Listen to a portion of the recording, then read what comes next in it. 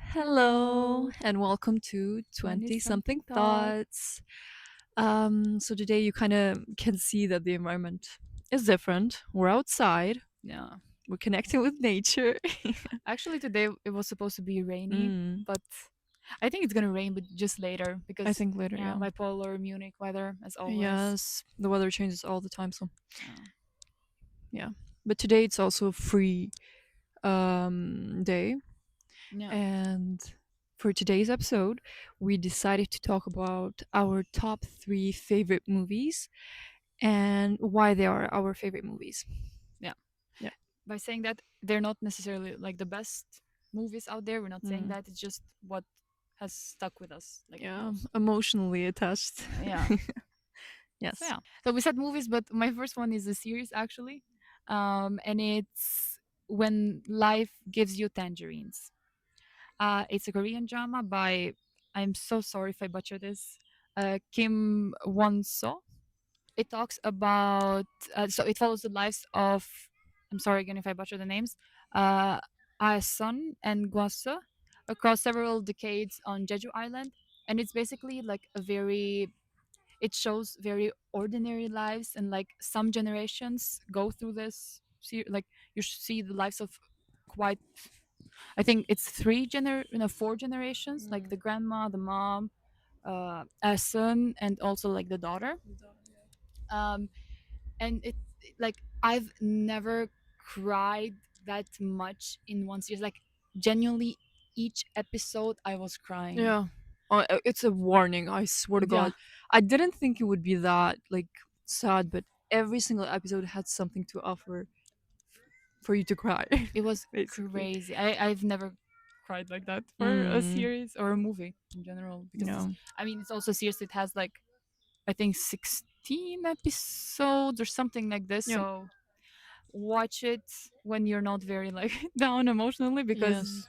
it will like bring you down even more.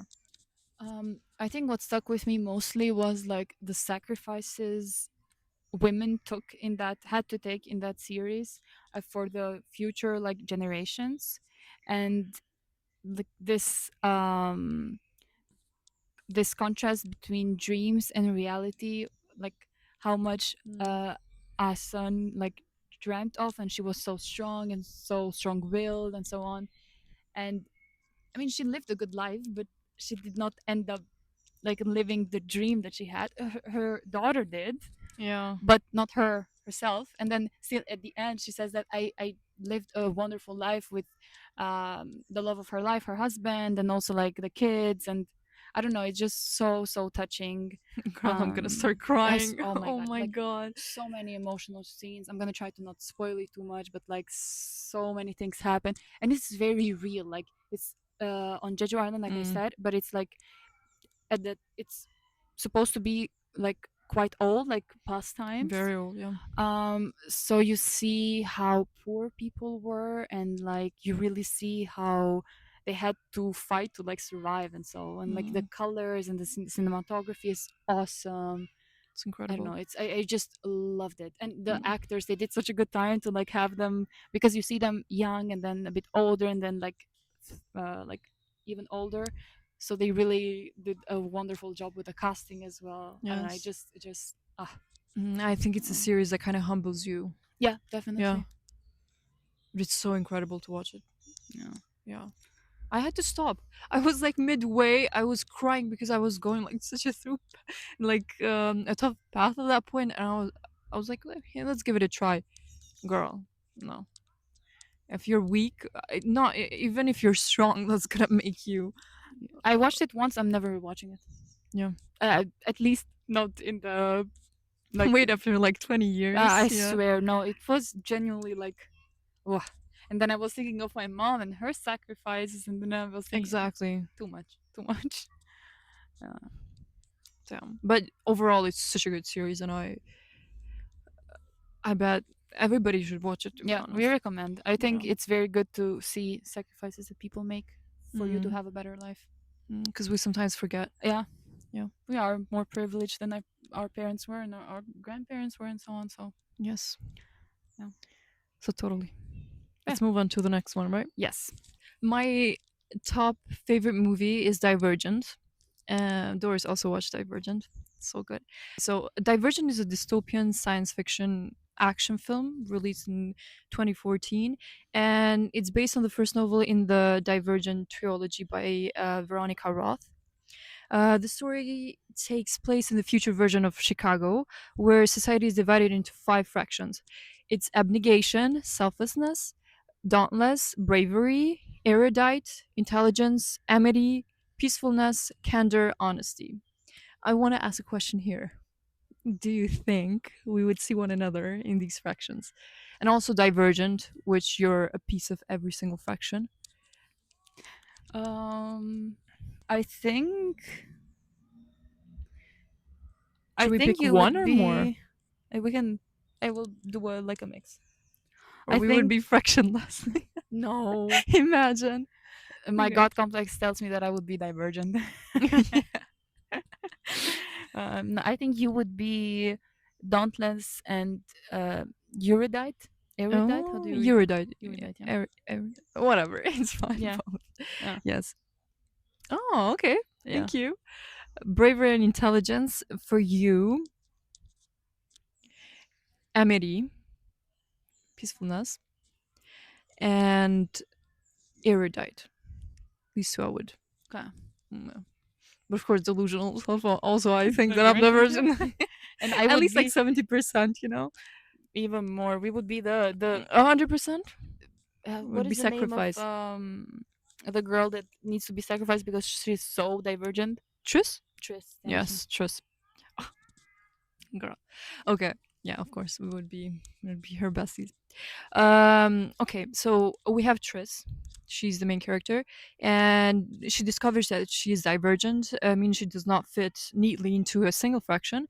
So, because divergents are difficult to control, they're viewed as a threat by the ruling powers. As Tris navigates intense training, new relationships, growing political tension, she uncovers a conspiracy that could destabilize her entire society. So, Tris, in the beginning, she is abnegation, and then she chooses at the ceremony. She chooses to. I mean, she takes the test and she's divergent, but she chooses dauntless, and she goes through a lot of like self learning about herself. She gets stronger. It's an incredible growth, to be honest. Um, but yeah, also we're gonna talk about four. He was like the mentor there. It's played by Theo James. It's I don't know. Also, I love their love story. Yeah. Mm, Young me was so obsessed with Theo James. Like I was like, damn. definitely, I still am. Like Yeah, I rewatch Divergent every single year, and that's I'm so just true. like, It never gets like it old. it never gets old. No. But yeah, the director of this movie is Neil Burger. Um, but I feel like it's a very accurate movie, and even as the time passes, it's still accurate of how like society is Yeah. going um, through right now. And I feel like every single time we have dystopian movies, it's just incredible how it's portrayed so similarly to our world, even though it's fiction.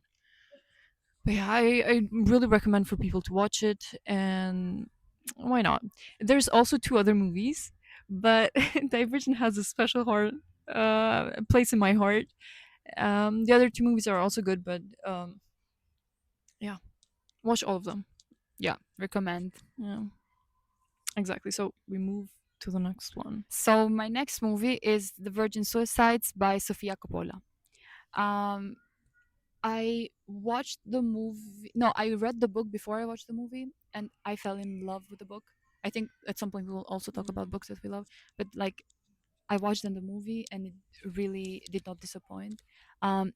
It's set in suburban America during the 1970s, and it follows the mysterious Lisbon sisters, who have very strict parents, and they're very like Christian and very they do not let those girls go anywhere except from to school and back. And it's like it's not showing their lives directly, it's through memories of the boys who were fascinated Saranda has not seen, so I No, I think haven't she's watched yeah. it. No. It's through the memories of these boys that used to see them all the time from the wind. Like they were in the windows and the Mhm. boys were outside, and they are fascinated by them because they are all like blonde and blue eyed and so pretty and so mysterious because nobody knows who they are. I mean, yes, who they are, but not really who they are and what they do and what's their character and do they even speak, you know? Mm. They only see them at school, they cannot talk to them, and then they see them through the windows. And it's well, I don't want to spoil it, but I think the title says the like it says the virgin suicide, so they do all of them one by one kill themselves, What? and Shit. it's yeah, it's I very didn't dark. expect that. Yeah, Okay. because they cannot live anymore like that, I Mm. guess. But you never know the it's never the exact reason is never said. But yeah, Oh, mysterious ending. um, and maybe I talk about some points that are very important in this movie. Um, First of all, the theme of being observed versus being understood. I think this is also in today's society, like people judge you a lot without actually Mm. knowing you, Exactly. and not only on social media, but also like if they know you a bit, like in real life, Exactly. they would judge you. You feel like they've figured you out. Yeah, Yeah. which is it's not true. And then the next point, the male gaze and how the girls become object of fantasy. Mm. Also a very common topic in today's society. I think girls, even if they don't like show their skin and wear whatever clothes, not that that justifies it, but that's what men say. Like you're okay, you're showing yourself naked or whatever, and so we are objectifying you. But even if you don't do that, they're gonna find a way to like Mm. somehow make some fantasy in their head. Whatever. I yeah, think it's something that every girl struggles with. And then also the role of strict parenting. I myself have not lived that, but I know from um, friends that have gone like have had strict parents that only makes you want to do things that they're restricting You're you not. do, yeah, Yes, like you're they not allowed to do. Yeah. exactly because like I mean, we all want to experience stuff, and I'm not saying go wild and go crazy, but Mm-hmm. like these girls were literally like prisoned in their own house. It's crazy. Like there is a scene where they have like a birthday party for I think the youngest sister or something like this, and they're five sisters by the way. Oh, five. Okay. They this is the first time that they allowed a party to be like organized in their basement, Mm-hmm. and they have like very few people invited, and it's horrible. Like the parents are there and they don't allow them to do anything, Mm. use not like nothing, And where did they meet these people? whatever, like the neighborhood Mm. guys. And Okay. so, and after that party one of the sisters commits suicide. No. Yeah, so yeah, Okay. very good movie. Also Sofia Coppola, like the movie is shot so beautifully. Again, it's so bright, and it's such a contrast between the story and like how the movie is set. I love it. I recommend to you too. Okay, I'm gonna watch it. Yeah, I'm intrigued now. I want to see it. My next one is the last movie right now from the Hunger Games, which is called The Ballad of Songbirds and Snakes. I watched this movie in the theater 2023 and I was obsessed with it. I went home straight and then watched it again. It was insane. This is also a dystopian science fiction film. It serves as a prequel of the original Hunger Games series, which we know like Jennifer Lawrence plays, and it's based on the novel by Susan Collins. The director of the Hunger Games is Francis Lawrence. So the story takes place decades before the event of the Hunger Games and follows a young Coriolanus Snow, long before he became the ruthless president of Panem. So we got an innocent Snow there. Um, he's a very ambitious student from a once wealthy family who's assigned to mentor a tribute into the 10th Hunger Games. His tribute is Lucy Gray-Bird, a charismatic singer from District 12. I love the dynamics of them both. I think Lucy Gray was very different from like the other movies where we saw like Jennifer Lawrence. She was a survivor. She was also from District 12, and she was a survivor, but in a different kind of sense, to be honest. But like the way of surviving of Jennifer. Oh my God, I forgot the name of Jennifer Lawrence in Hunger Games. Do you know? Cat Katniss, right? Katniss, yeah, Katniss. So Katniss, the way she survived was very different from Lucy Gray. I don't know, but typically when I saw Lucy Gray, she used to go through pain by singing and being very colorful in a sense, even though it was such a dark time. Yeah, but the movie goes by Lucy Gray getting into the game and kind of like Coriolanus Snow kind of cheating her way through the end of the game because he kind of developed feelings for her, even though he didn't admit it. Yeah, basically that was it. And but at the end, it was mysterious. Nobody knows what happened with Lucy Gray. She went out in a house after like to go away from everybody. They ran away, Snow and Lucy Gray, and Lucy started sensing some very psychotic moments with Snow, and then she kind of ran away, and nobody knows what happened with her. Did she die? Did she go somewhere else? Was she killed by Snow? It's a very interesting mystery, but I love the movie. I also loved the previous Hunger Games movies, but I think this one kind of really stuck to me. I cannot wait for the next one though. It's coming this year, I only November, saw I the think. first one. You saw the first one? How did you I like it? really liked it. I loved it. I started watching the second one and then I fell asleep and then I have not had the chance to like Okay.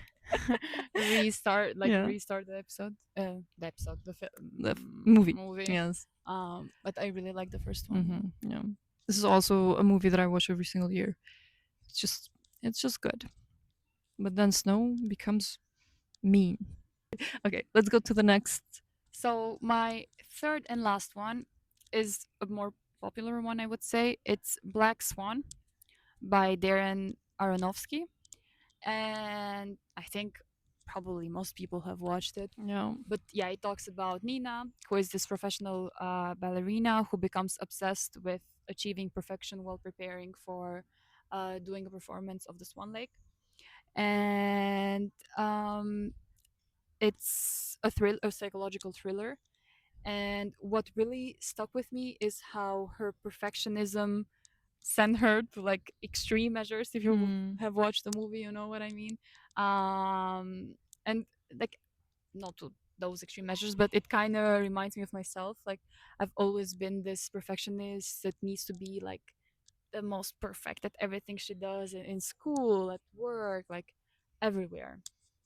And yeah, it's really interesting how I think a lot of girls in general have maybe boys as well. I don't Definitely. discriminate, but like Yeah. I think as girls have like a extra like we have to be perfection and we have to be perfect at what we do to be taken Exactly. like seriously and Hmm. so yeah. And also Natalie Portman did an amazing job. She was Yeah, she awesome. was very. The movie is very beautiful. I thought I was in it. I felt it that deeply. Yeah, Yeah. exactly. So yeah, I don't have much to talk about it. Everybody knows it probably, and I love it. Yep. Also recommend if you haven't watched it. Okay, my next movie is Redeeming Love. I This is a romantic drama based on the best-selling novel by Francine Rivers. The story is inspired by the biblical book of Hosea and is set during the California gold rush of the 1850s. So the film follows Angel, a young woman who has endured years of abuse, exploitation, and heartbreak. Having learned not to trust anyone, she works as a not very pleasant job and keeps people at a distance emotionally. And her life changes when she meets Michael, Hosea, a compassionate farmer who believes he's called by God to marry her. Despite Angel's repeated attempts to run away and her difficulties accepting love, Michael remains devoted to her. The story focuses of Angela's journey towards healing, self-worth, forgiveness, and the ability to trust and love. Okay, the director of this movie is DJ Caruso. So this movie was very interesting to me, and it stuck to me so deeply. And the second I watched it, I was like, everybody, you have to watch this because it's so good. I feel like it gives the power of a second chance, uh, a chance to change, and a chance that people can also accept you even though you've done things that you might have not been proud to, or your life has pushed you to be that way, but there's still somebody who's gonna accept you that way and be with you throughout life. And also, like a disclaimer, when they also got together and all these kind of things, he was very passionate of like having somebody also to bear a child, but she turned out to not be able to Mm. because they abused her, and at the end she was not like able because of somebody to bear children. And he still accepted her, and he still kept her by his side. And it was such an emotional movie, which I loved so much, and I recommend it for everybody to watch. I also recommend it to you. I should. I have not watched this one. Yes, and it's very good. Abigail Cowan as Angel, and Tom Lewis as Michael Hosea. Redemption and forgiveness, unconditional love, healing from trauma, faith and spiritual transformation, self acceptance, and hope. I think it's such a great movie for anybody who has done something that they feel like nobody would accept or forgive them for. Mm. But you always need to know that there's a chance Yeah. somebody else out there will. So yeah, basically that's. I bet we have a lot more movies that we loved and enjoyed, but these are our top 6 picks. Looking at my top three picks, you see this overall vibe of like women trying to go through life, carrying all the expectations from family, society, from themselves. And I think that really summarizes me as a person. I bet from my 3 movies that I chose for Divergent, I would say I kind of got the feeling of a system that wants everybody neatly categorized, which is also what we're going through. Um, the Hunger Games, a political system built on fear and manipulation, and for Redeeming Love, a painful past that continues to shape Angel's decision.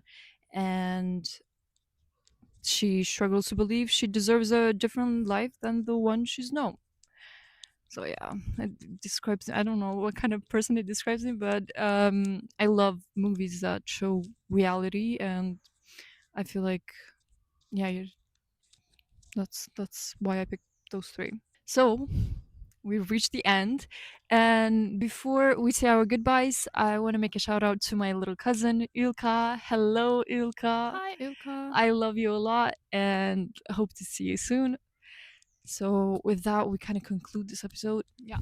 And we say goodbye. Wish And everyone a good day. yes, and see you on our next episode. Stay Bye. tuned. Bye.